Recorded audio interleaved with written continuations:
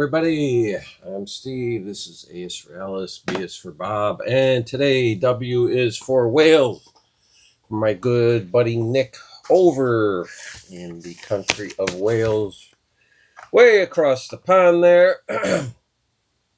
Nick is doing his very first thread, and he's actually taken an extended break. I think it's been like 4 or 5 months since he posted a video. Nick is very forthright about his physical condition, what he's gone through. When I watch his videos, sometimes I'm embarrassed to even complain about, like, now I have a cold. It is nothing compared to what Nick is going through, has gone through.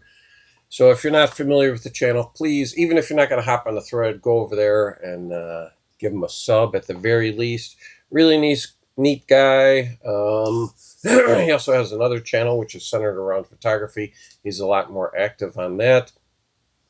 He is from Swansea, as is those guys, or as are those guys. Bad Finger. I think also Budgie's from there. But Wales, loaded with talent. What do you got? Tom Jones. Sir Anthony Hopkins. Sir Richard, I think Richard Burton is a sir, isn't he? I don't know, maybe not. Catherine Zeta-Jones. Yeah, baby. So, Nick's thread, and also Nick has two cute little dogs, Dexter and Douglas. So, Nick's thread is a long gap, because that's what it's been since he posted a video, and it made him think about long time between a band and artist releasing albums. There were a couple that came to my mind right away. I got to give a shout out to Anthony Gambler 812. He reminded me of another one yesterday when in the text thread I'm on with him, he showed an album and I thought, you know what? I'm going to use them because I know they went a long time between albums. So let's get this baby rolling. Should I do the obvious first? Yeah, I'm going to get the obvious one out of the way first, okay? This was released June 5th, 2001. Curse of the Hidden Mirror. Arguably their worst album. This, to me, it's a tie between this and Heaven Forbid. Although I got to tell you, their latest album, Ghost Stories, that was nothing to write home about either. But this, June 5th, 2001. Then October 9th, 2020, 19 years and 5 months later, they come out of the blue, and they come out swinging. They are hitting it hard, and this is a, top 7, 8 albums for me for Blue Oyster Cult all time? Yes. Solid album. The addition of Richie Castellano made a big difference, as he did with John Anderson's latest album, True, because Richie appears on both of those albums and plays a big part in the songwriting and playing. So you're Blue Oyster Cult, top 10 band of all time for me. Big gap. 19 years, 5 months. All right, let's follow it up by, well, this band here, okay? And I'm mostly just showing CDs because some of these, because of the time of the release, that's all you can get. But also, it just makes it a lot easier. Proal Harum, their album, The Wells on Fire, comes out March 4th, 2003. I'll bet you a lot of you didn't even realize this album existed. I didn't either until I got a book on them. I thought they were kind of done in the, oh man, I don't know, 80s, maybe 90s at best. And then 14 years, 1 month later, April 24th, 2017, they come out with the album Noam. I'm not going to say both of these albums, neither one is really very good. I'm a completist. I needed to have them. No apologies to you, my wife, or my banker. All right, up next, top 10 guitarists all time for me. This fine album, and this album was very much maligned, but I think it's a good album. Came out September 76. They do not give you a specific date. It's a problem back then. You cannot find the exact date of release for a lot of things. Montrose, Jump On It.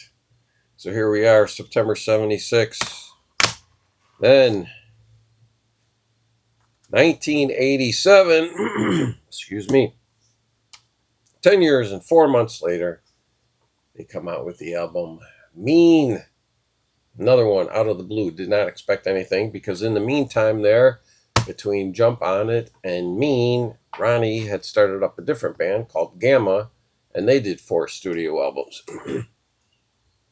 Oh, on this album, James Kotek, drummer, Scorpions. You can find him on here.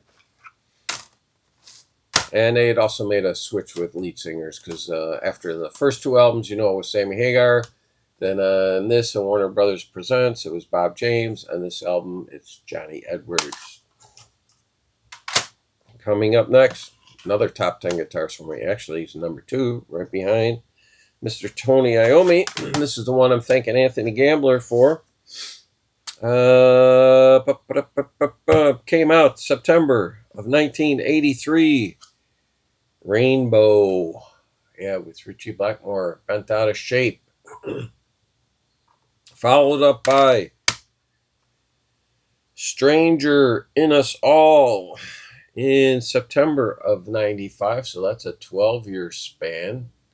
This is not a good album, I gotta tell you. And I don't know if this is the reason why Richie decided to finally go all Renaissance fair on us, or was it his hot-looking blonde wife?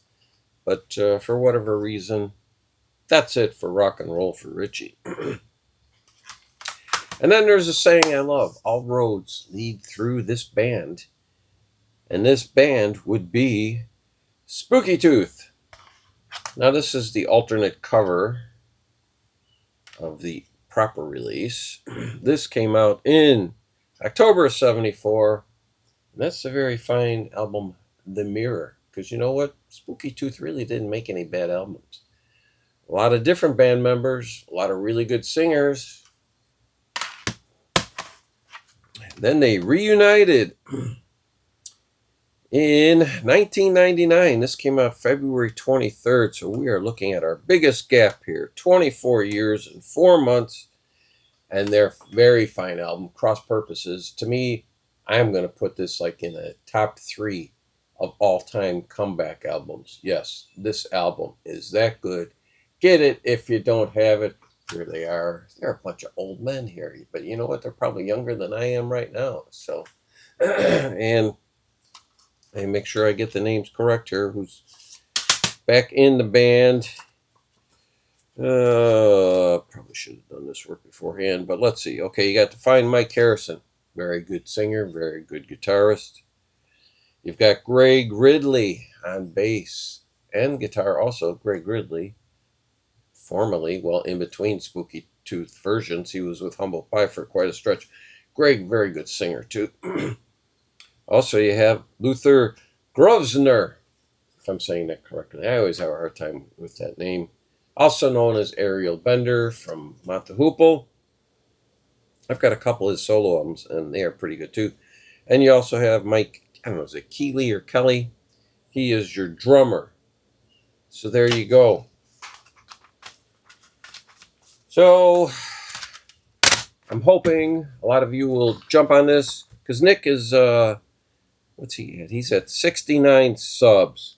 So hopefully, God, enough people hop on this and give him a sub. We'll get him to at least 100, maybe even 125. So if you like me, if you like whales, if you like Catherine Zeta-Jones, if you like dogs, if you like photography, Nick's got it all covered. So head on over there and hop on this thread. Thank you very much.